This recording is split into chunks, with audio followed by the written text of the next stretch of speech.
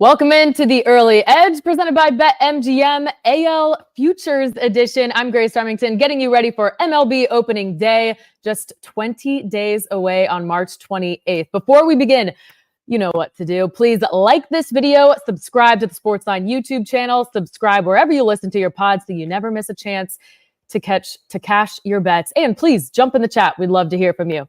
All right, let's bring in the experts now. We got Matt Snyder and we got Amags, and we're not going to waste time, guys, because we got a lot to get to here. We're going to start with our best bets in the AL East, where the Yankees are the favorite to win the toughest division in baseball. They are listed at plus 145 on BetMGM. But guys, you can make a case, honestly, for any of these top four teams. Yep. I'd be like, sure, I can see it happening. So Matt, please start us off.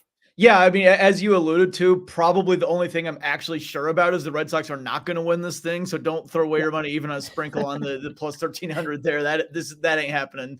They're going to be pretty bad this season. And I'll talk about them a little bit more here later in the show. But for right now, I will just start off the top around plus 200, depending on where you look, but plus 200 on BetMGM with the Orioles. I've got the Orioles as the repeat champions here in the American League East. They won 101 games last year. And while I don't necessarily think they will win more games, I actually think that they're going to be a better team this year. A lot of the youngsters, such as Gunnar Henderson, Adley Rutschman, we know those two names right off the top. That another year of experience under their belt. By no means are they even close to getting to their age where they might be past their prime. So they're only going to get better. More young blood, though, whether it's Colton Cowser, Heston Kjerstad, or Jackson Holliday, who is probably the favorite to win the American League Rookie of the Year. I haven't looked at those odds recently, but I'm sure that Jackson Holliday he's up there with Evan Carter, Wyatt Langford, but Jackson Holliday would be a great bet to win American League Rookie of the Year. Pitching staff, there are definitely question marks, but there were a lot of question marks last year. I think Grayson Rodriguez is going to have a big year, and they've got Corbin Burns here in a contract year. So I think he's going to be great as well. Nice 1-2 punch there. I trust the front office to do a good job of filling out the bullpen with maybe lesser names and seeing some of those guys blow up, maybe like Bautista and Cano did last year. So I love the Orioles here. Okay, and I'll go a little bit further down the leaderboard there. I'm taking the Rays to win the division at plus 700. The projection sites, I use 5 to 6 of them. They have the Rays finishing 1 to 2 games back of the Yankees, giving them a 22% chance to win the division, which means their odds should be plus 350. That's a 10% edge. Now, perception of the Rays is low in the market because of the Orioles, and also because of some of the pieces they've lost. 4 of their 5 starters in the rotation from last season are either injured or traded. That means Zach Eflin is now the vet in this rotation, and I love him. He was fun to back last year. The offensive core stays the same. The defense stays the same. They have a lot of depth, great developmental team and farm system. Another thing I want to point out is how they've beat expectations. We all know about the Rays, how they operate, just making a lot with less. But when you look at the actual numbers, it's pretty great. So Rays projected win totals the last 5 seasons, excluding 2020, the shortened season, 80, 85, 86, 86, and 87. Their actual wins the last 5 seasons, 90, 96, 100, 86, and 99. So their average projected win totals has been 85 over the last 5 seasons. Their actual has been 94. They've been outperforming expectations by an average of almost 9 wins per season. Of course, a lot of that is because of the other teams in the division, namely the Yankees. But a lot to like about this Rays team. They always find a way to win. I do want to add a more conservative way to back them is to make the playoffs at plus 114. Fangraphs gives them a 61% chance to make the playoffs, which means they should be listed at minus 150. So obviously a nice little edge there as well. And Amags, you're with Snides here. You like the Orioles as well. Yeah, I do like the Orioles, and I like, honestly, a lot of the pieces that Sniper mentioned already. Some of those young guys, they get an extra year. That's a big deal. Jackson Holliday, I saw a video. There was a bunch of minor league pitchers just talking about who the toughest batter to face was, last year. A number of them said Jackson Holliday. It does seem like the kid is ready to go, ready to do his thing, the majors. I think that's a big piece to add. And when you look at the starting pitchers, you add Corbin Burns. I mean, Grayson Rodriguez, I was a big fan last year. As many of you know, we played his strikeouts over and over and over. So I think the numbers wise, you play the Orioles here, but you see the Yankees hat on. And I have to say, I think it's pretty much a toss up. These two teams here, they seem evenly matched. Maybe the Orioles edge them a little bit in the pitching, but we'll see, some question marks there for the Yankees. So I'm not going to bet the Yankees. Of course, I'll root for them. I'll bet on the Orioles, but I do think it's rather close here. All right. We also got a lot of win totals to get to. Matt, you got us covered there. What you got? Yeah. Well, I'll start with the Yankees. Amags just mentioned the Yankees. I do think that they're going to make the playoffs. I think that they're a very good team. They've got a lot of potential this year, but it's a high total. It is 93.5. Yeah, I'm under that. I feel like getting to 94 wins for them in this division, that's a scenario where almost everything breaks right, including everybody staying healthy. And we know about, for example, Giancarlo Stanton's injury woes throughout his career. Anthony Rizzo's getting up there in age. I do think he'll have a bounce back year after those concussion issues ruined his season last year, but still mid-30s there. Aaron Judge, I was pretty confident in Judge heading into the year, but when he said that his big toe is going to require constant maintenance for the rest of his career, I'm not an alarmist, but that one threw up the red flags for me. And I got worried, like, man, you hate to hear that he's going to have constant maintenance about anything. So yes, I think they're really good. I love Judge and Soto back-to-back in that lineup, and Rizzo behind them. A lot of opportunities there are for RBIs. Maybe we'll mention that in the player prop show next week, but I just don't think everything's going to go right to get them into the mid 90s in wins. They're probably more around 90, maybe 91, but that's under 93.5. So I'm under on the Yankees there. I have two more totals here. The Rays, Grace mentioned a lot about the Rays, so we don't need to harp on that much, but their total's 84.5. That's not high enough for me. I actually had the under last year and lost, which was really stupid. And I made a vow to myself that I'm never going to bet against the Rays again, because as Grace said, they have a way of completely overplaying expectations. Come hell or high water, they always just seem to be better than they look on paper. And that has to be the case this season for this over to hit when you look at the rotation, because they've had a lot of turnover there. There's, Taj Bradley was thrown in the fire last year. We'll see what they get out of Shane Baz, for example. But behind Eflin, Savali, they got at the trade deadline last year, and he kind of struggled down the stretch. Maybe with a full year under the Rays tutelage, he can have a good year. But there are a lot of question marks there in the rotation for sure. The offense should be about the same. I know Wander Franco's gone now. He played about the first half last year, but Junior Caminero, one of the best rookies in baseball, will be coming up. If not at the start of the year, toward the start of the year. I think the offense is going to be just as good, so I like them over there. And then I mentioned earlier the Red Sox. I don't want to beat up on them too much because I think their fan base does plenty of that for them, as well they should right now. They're acting like kind of a not a big boy. They should be swimming with the big boys on every free agent, and they're just not right now. 77.5. They won 78 last year. They're a lot worse. That pitching rotation is not very good at all, especially with the news that Lucas Giolito went down with injury. He might be out for the season. They're not going to go out and sign Jordan Montgomery. They're not going to sign Blake Snell. So I've got the Red Sox as an under. Yeah. One more thing I'll add to the Rays, because I love an undervalued team. They had the best Pythagorean record in the American League last year. And for those who don't know, that stat basically tells you the number of games a team should have won based on runs scored versus runs allowed.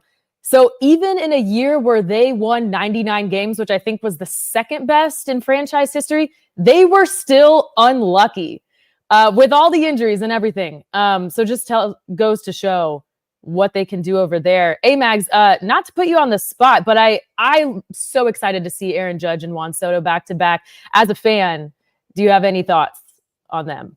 Oh, I'm really excited about it. And I think you look at Juan Soto, how much he walks, that's going to be a huge help to the Yankees, especially from the left side, getting a guy that can make a bunch of contact. He's not going to swing, out of that zone. He's very tight and he knows his strike zone. I think that specifically is really going to help, especially in front of Aaron Judge. And then another piece that Sniper mentioned, Anthony Rizzo, getting him back and healthy from the left side. You have those lefties. You added Verdugo.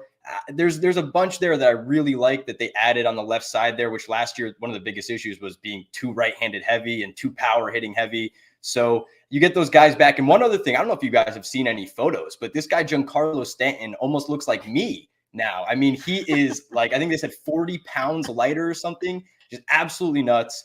So maybe some of that, getting rid of a little bit of that weight, he'll be a little bit more flexible. He maybe can stay a little bit more healthy. So I will say that about the Yanks. One thing about the Rays, and I said this to Sniper, I think that there is a very likely route for them to be pretty bad as well.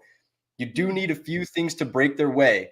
I will say that the win total there, probably a little bit too low when you look at what they did last year. And then now coming in this year, I'm not going to bet the under on the total, but I do lean to the under just because I think that their pitching is maybe where they're going to struggle this year. 1 or 2 injuries. They don't have too much in their farm system to bring up after that. It's a lot of infielders that are their high-level prospects. So when you look at who could possibly replace somebody in an injury, it's not too much depth. So, good luck there. I'm going to stay away, but I do like the analysis. Yeah, and let's say this about the Rays and their pitching injuries. Some of that is a function of how they run, guys. I mean, they basically say, we want you to max out every single pitch. And some of their front office members last year basically admitted, it might be a function of how we operate, that it's a higher injury risk for our pitchers. So with it being thinner, it is a bit worrisome. The number jumped out at me because it was so low, but I can definitely get with Amags on that. You can see the risk in there.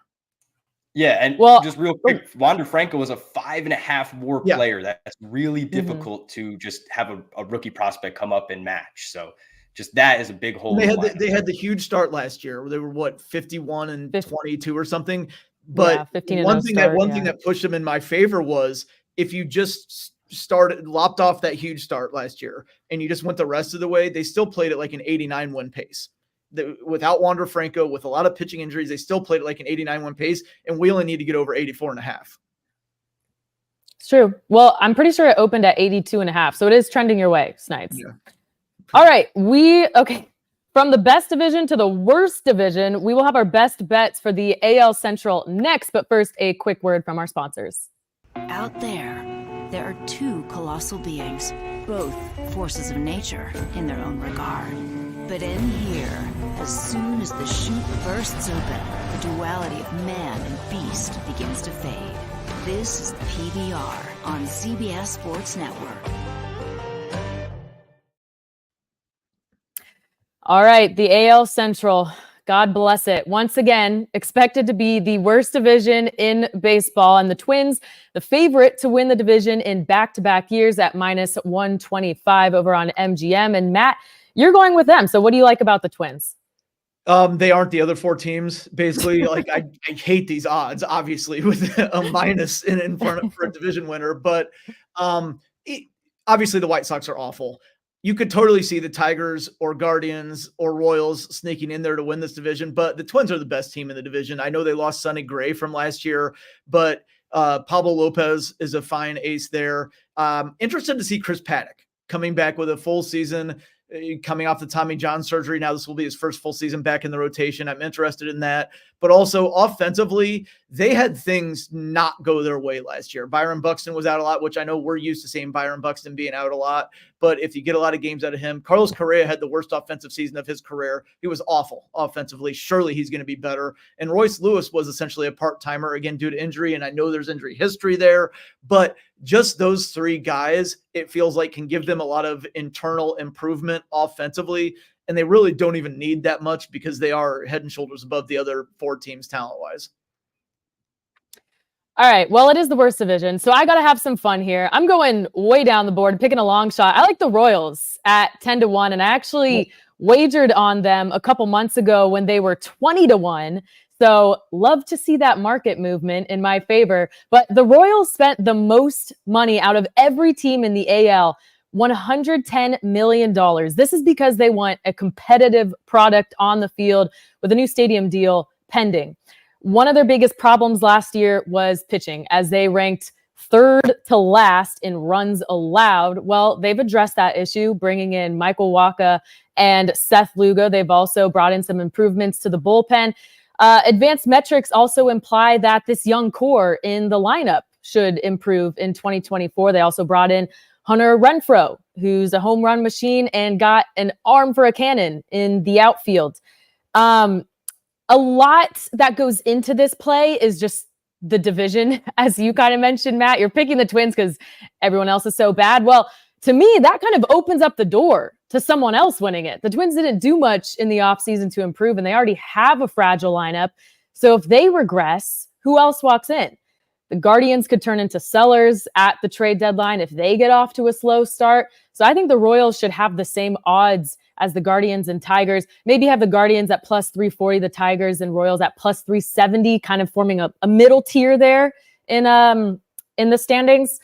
But yeah, Royals. And I do want to add, I'll get into this next week on our Wednesday props future show, but Cole Reagans, man, small sample size, but he has the potential to be an elite pitcher in the major. That fastball could be a top 15 fastball. He's working on his cutter slider combo. The slider already is top 10 in swings and misses on a list with guys like DeGrom, Strider, Josh Hader. I played him at 25-1 to win the Cy Young. So if you want a little bit better odds, closer to the Royals opening number of 22-1, just go ahead and play him to win the Cy Young, because obviously their success is correlated there. All right, Amags, who do you like? So I like that play, Grace, and I think that's the way you bet the Royals. If you're going to bet them, you're not betting them to make the playoffs. You should not be betting any of the teams in the Central to make the playoffs. Bet them to win the division if you think that they're going to make the playoffs, because that is how they'll make it.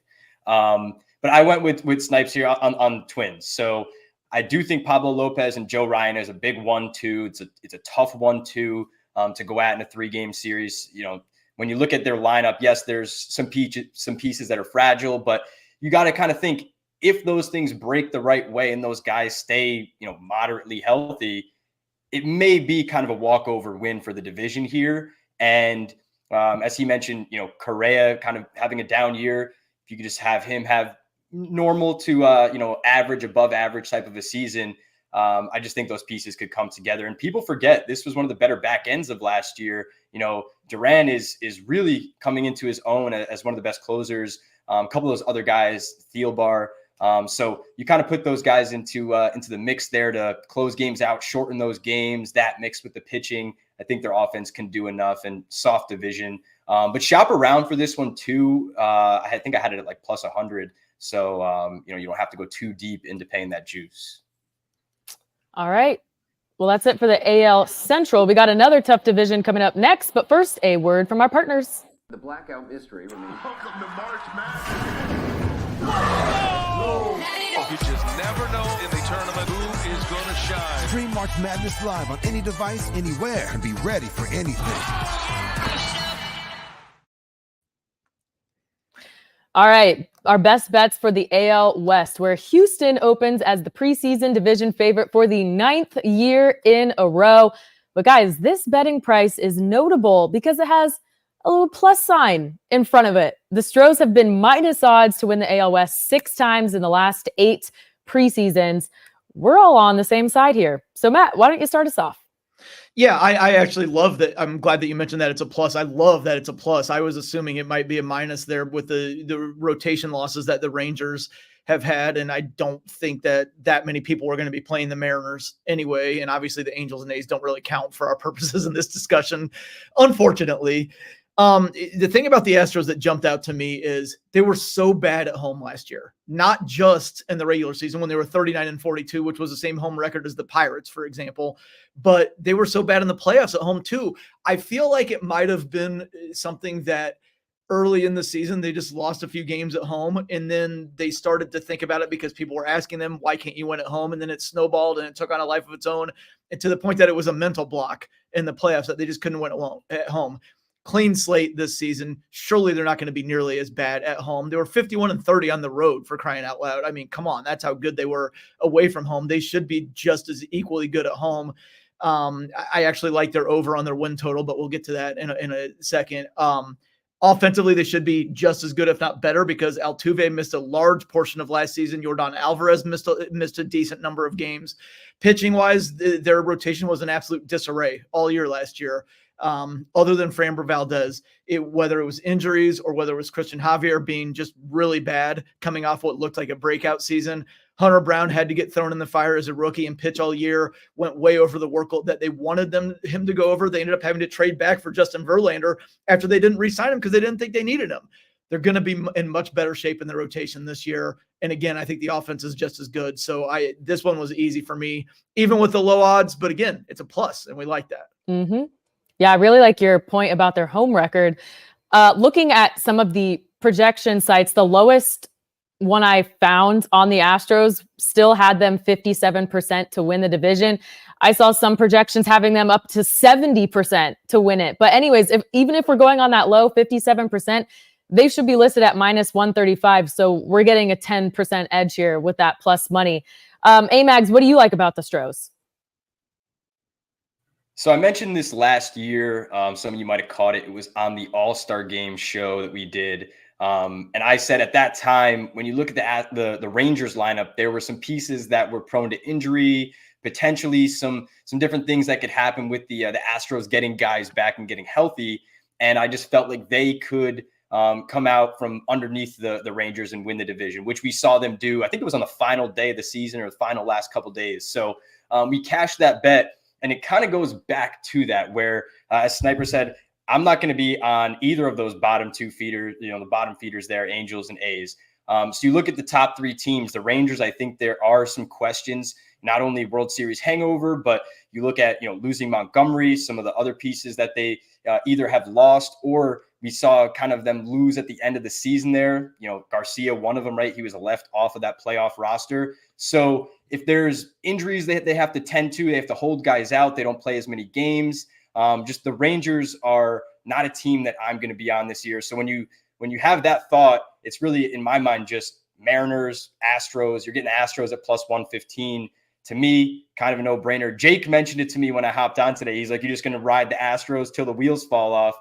Yeah, pretty much. Pretty much here. So I do like them. And then getting Hader in the back end, just shorten up the games. You've got Presley and Hader back there now. I do like where they're going. And then, so the win total, pretty high, 91.5. Matt, is it too high?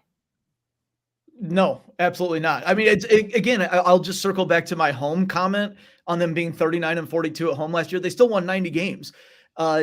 Even just getting 3 games over 500 pushes them to over the 91.5 right there for me. I don't see any way.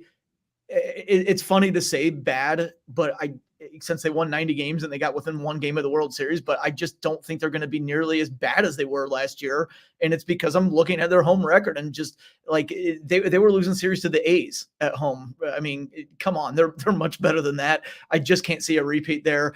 I do think that there are a few reasons to be optimistic about the offense. Amags mentioned Hader at the back end of that bullpen. Hader and Presley, 8th and 9th inning duo, that just completely shuts the door and the game's over. As long as they get the ball to the 8th inning, I think the rotation is going to be better. By the end of the year, they'll be firing on all cylinders with Verlander. Lance McCullers Jr. will be back by then. I think Hunter Brown is going to figure some things out here in his second year. Javier can't possibly be as bad as he was last year. And Framber Valdez is still in the middle of his prime. So I think they're mid-90s in wins. Hey, Mags, how do you feel about the total? I'm right there with Sniper on it. I'm not going to drone on too much about my love for the Astros this year, but specifically in the West and on their win total, 91.5, I think that they are easily a couple games better, if not more than that.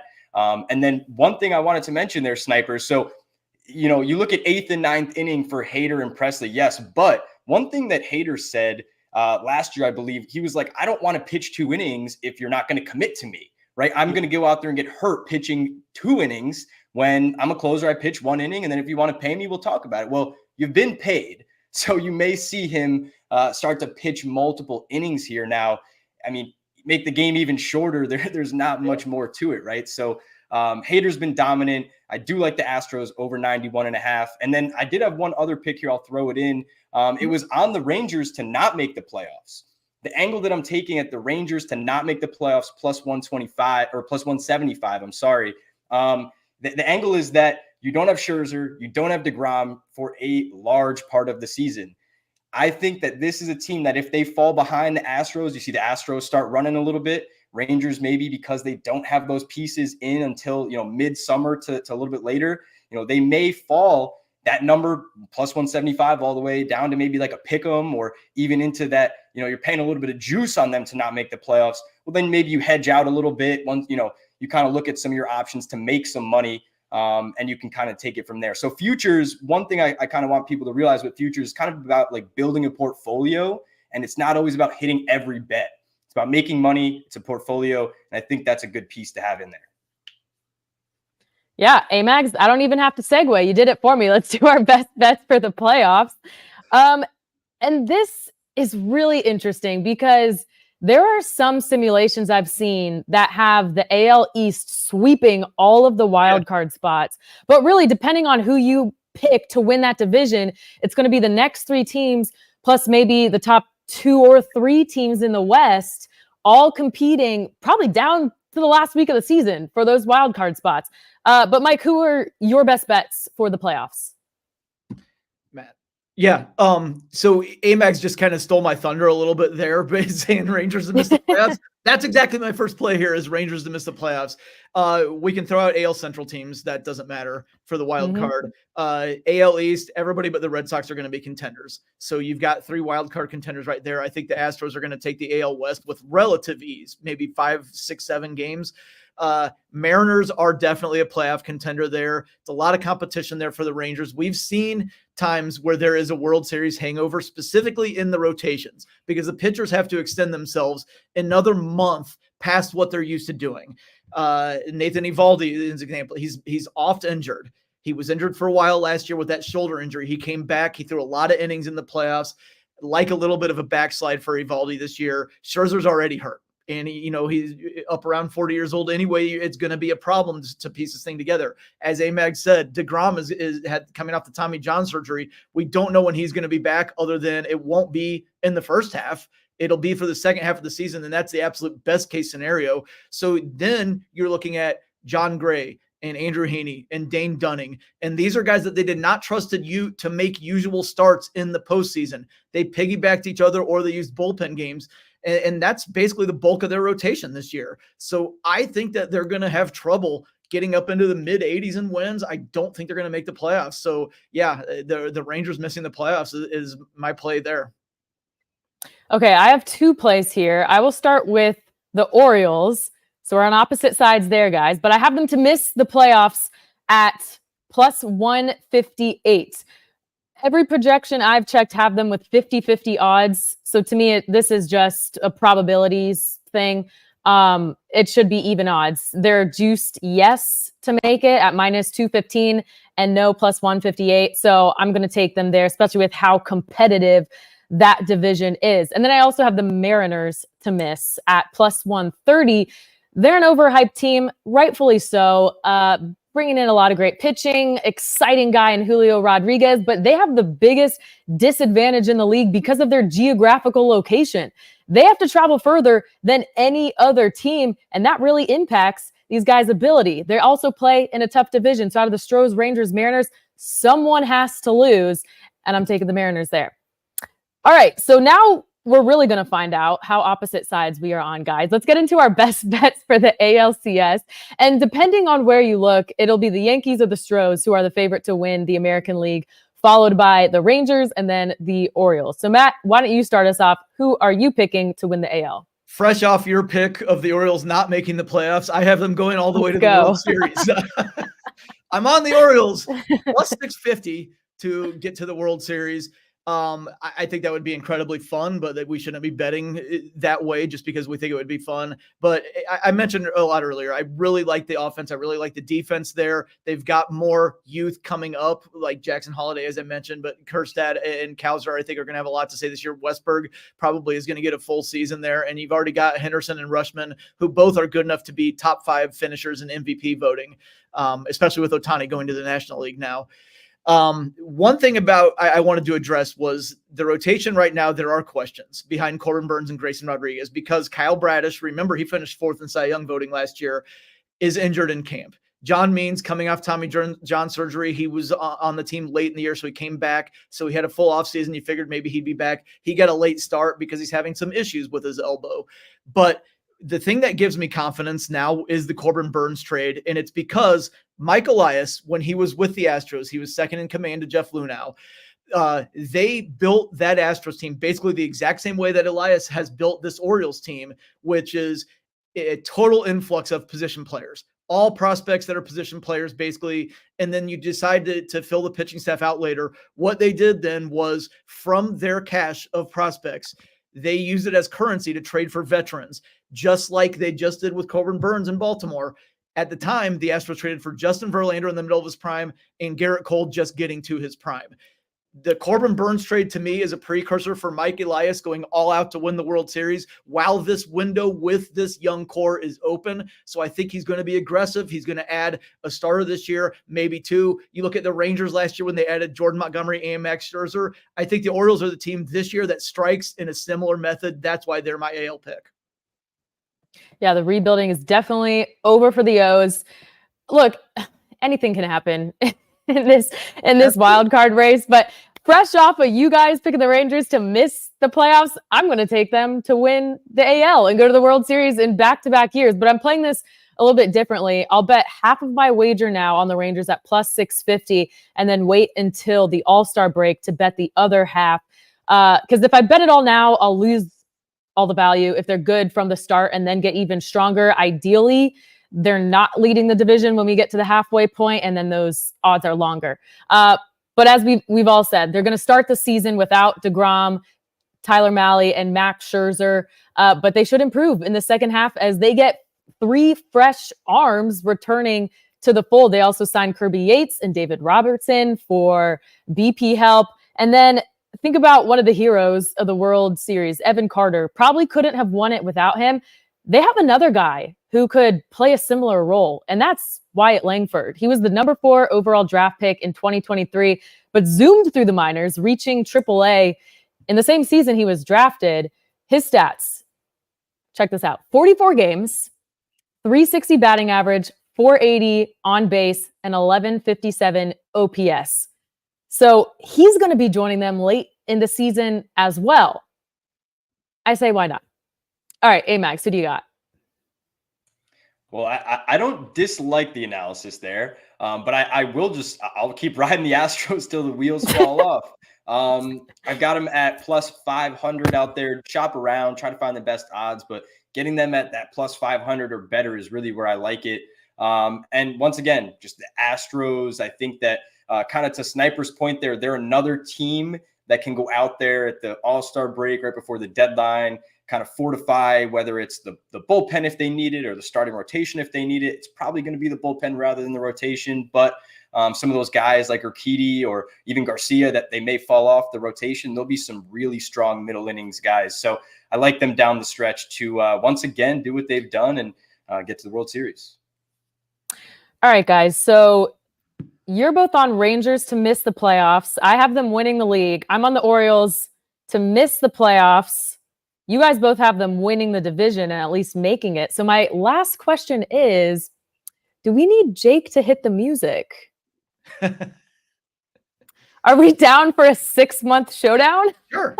Yeah, absolutely. I will say this about the Rangers, Grace. Okay. If they do make the playoffs, it's entirely possible they'll be really scary because there's the possibility looming that Scherzer and DeGrom will be fully healthy come October. All of a sudden, now they're really scary.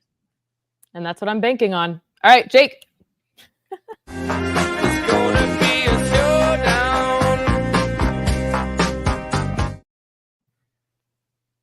All right, that's actually my first showdown on the show. The showdown on a plus 175 there. Good for us, man. I know we have to wait till September. That's okay. It'll be fun. Yeah. All right. Great stuff, guys. Let's take a look at the recap screen because there's a lot to get to here. Matt Snyder is on the O's to win the AL East at plus 200. He's taking the Yankees under 93.5 wins at minus 115. He's backing the Rays over 84.5 wins at minus 105.